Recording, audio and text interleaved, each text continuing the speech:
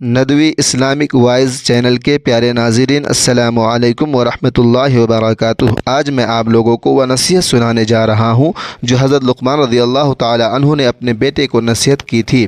Video کو شروع کرنے سے پہلے چینل کو لازمی سبسکرائب اور ثواب کی نیت سے زیادہ شیئر کرنا نہ بھولیں۔ محترم ناظرین، اللہ تبارک و تعالی نے قرآن مجید میں ارشاد فرمایا ہے، وَإِذْ قَالَ لُقْمَانُ لِابْنِهِ وَهُوَ يَعِظُهُ يَا بُنَيَّ لَا تُشْرِكْ بِاللَّهِ إِنَّ الشِّرْكَ لَظُلْمٌ عظیم۔ اور یاد کرو جب لقمان نے اپنے بیٹے سے کہا اور وہ نصیحت کرتا تھا، اے میرے بیٹے، اللہ کا کسی کو شریک نہ کرنا، بے شک شرک بڑا ظلم ہے۔ وَإِذْ قَالَ لُقْمَانُ لِابْنِهِ وَهُوَ يَعِظُهُ، اور یاد کرو جب لقمان نے اپنے بیٹے کو نصیحت کرتے ہوئے فرمایا۔ حضرت لقمان رضی اللہ تعالی عنہ کے بیٹے کا نام انعام تھا اور ایک قول کے مطابق اشکم تھا۔ انسان کا اعلیٰ مرتبہ یہ ہے کہ وہ خود کامل ہو اور دوسرے کی تکمیل کرے، تو حضرت لقمان رضی اللہ تعالی عنہ کا کامل ہونا تو آتینا لقمان الحکمہ میں بیان فرما دیا، اور دوسرے کی تکمیل کرنا وہ یعظہ سے ظاہر فرمایا۔ آپ رضی اللہ تعالی عنہ نے اپنے بیٹے کو نصیحت کرتے ہوئے فرمایا، اے میرے بیٹے، کسی کو اللہ کا شریک نہ کرنا، کیونکہ اس میں جو عبادت کا مستحق نہیں اسے مستحق عبادت کے برابر قرار دینا ہے، اور عبادت کو اس کے محل کے خلاف رکھنا ہے، اور یہ دونوں باتیں عظیم ظلم ہیں۔ خازن لقمان تحت آیت وَإِذْ قَالَ لُقْمَانُ لِابْنِهِ سے معلوم ہونے والے مسائل، اس آیت سے چند مسئلے معلوم ہوئے۔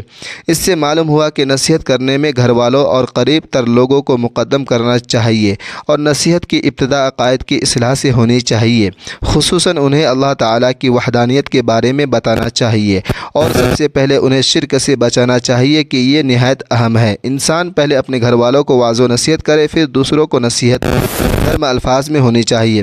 آپ نے اسے اے میرے بیٹے فرما کر خطاب فرمایا۔ گزشتہ بزرگوں کی تعلیم یاد دلانا، ان کے اقوال نقل کرنا سنت الہیہ ہے۔ حضرت لقمان رضی اللہ تعالی عنہ کے اپنے بیٹے کو نصیحتیں۔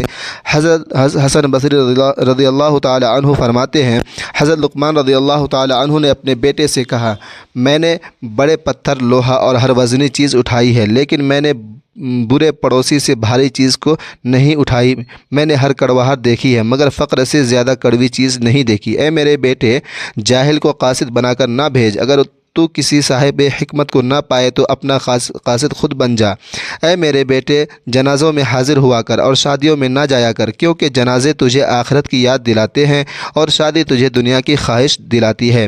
اے میرے بیٹے، سیر پر سیر ہو کر نہ کھا، اگر تو اس کھانے کو کتے کے سامنے پھینک دے تو یہ اس سے بہتر ہے کہ تو خود اسے کھائے۔